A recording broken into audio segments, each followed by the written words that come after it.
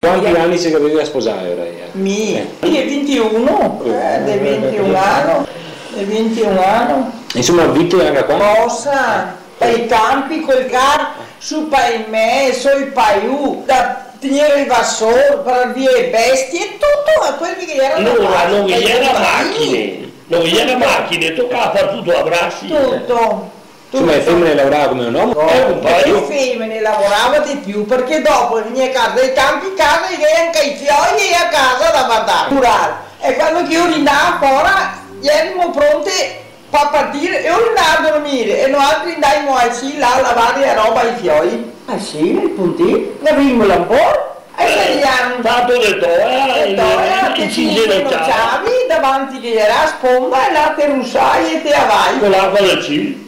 Ma cosa sì? Invece non avevi neanche una fotografia di una volta prima della guerra, come si maridai? Tante cose che uno dirte, che prende lo hai finita che ho fatto le osse d'oro, perché ho fatto le osse d'oro, stanno. E ora guarda, quando che se mi avevo maritato, non avevo neanche l'onore di avere una fotografia.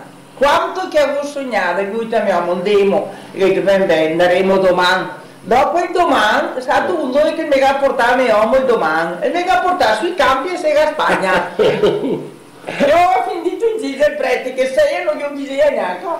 Non hai detto finita che volta che gli ho detto a No caro, sai cosa, goduo poco nella mia vita, tanto lavorare ma goduo niente bene.